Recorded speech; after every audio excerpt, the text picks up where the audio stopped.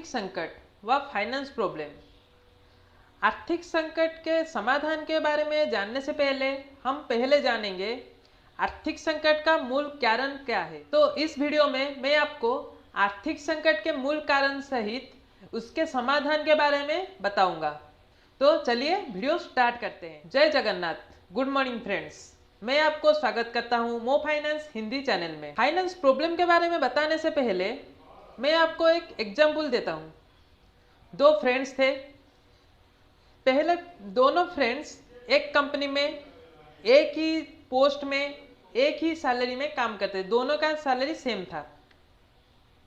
तो जब month and होता था तब क्या होता था ना, पहला दोस्त का पैसा खत्म हो जाता था।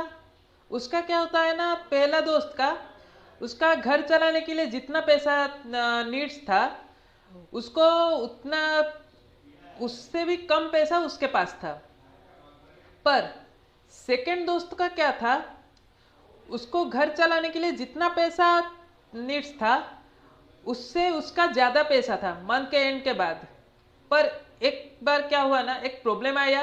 कंपनी 6 महीने के लिए बंद हो गया।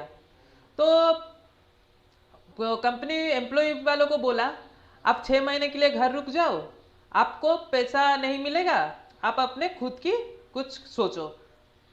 तो उनके पास और कुछ जॉब नहीं था, तो इसीलिए वो क्या करे, उसी पैसे से चलना शुरू किए। तो पहला दोस्त का क्या हुआ, फाइनेंस प्रॉब्लम दिखाई दिया, क्योंकि उसके पास इतना ही पैसा नहीं था वो उसके घर चला, उसी पैसे से उसके घर चला सके, उसके एवरीडे लाइफ वो चला सके उसी पैसे से।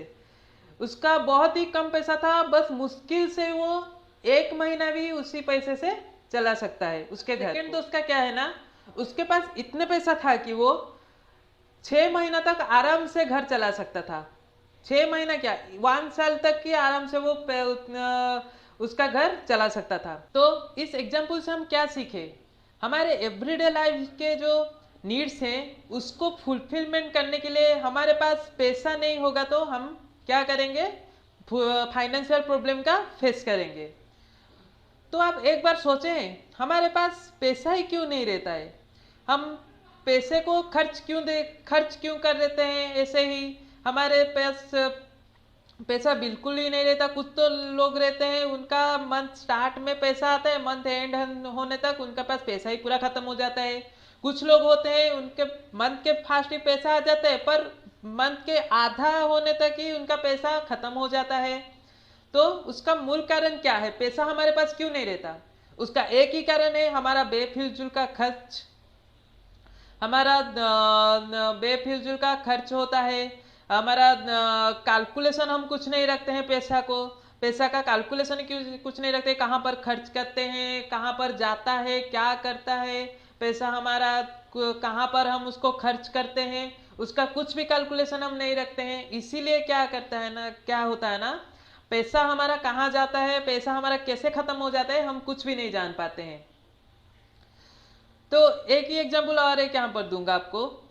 हम जहाँ पर काम करते हैं, हम पैसा कमाने के लिए तो कहाँ पर काम करते हैं ना, आप सब कहाँ पर सब काम करते होंगे।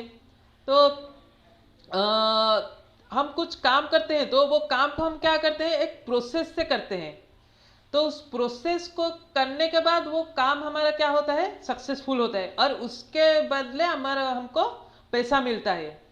तो हम क्या करते हैं ना, पैसे को पाने के लिए हम एक प्रोसेस से चलते हैं, पर पैसे पाने के बाद क्या करते हैं ना, उस पैसे को यूज करने का प्रोसेस हम फॉलो नहीं करते। इसीलिए क्या होता है ना, पैसे हमसे नहीं रहता है। जब पैसे का जरूरत पड़ेगा उस समय क्या होता है ना, हमारे पास पैसा ही नहीं होता है और हम फाइनेंशियल प्रॉब्लम का फेस करते हैं। तो मैं यहाँ पर आपको 3 प्रोसेस बताऊंगा जिसके द्वारा हम फाइनेंस प्रॉब्लम का समाधान कर सकते हैं। पहला प्रोसेस क्या है, अपना गोल सेट करना है।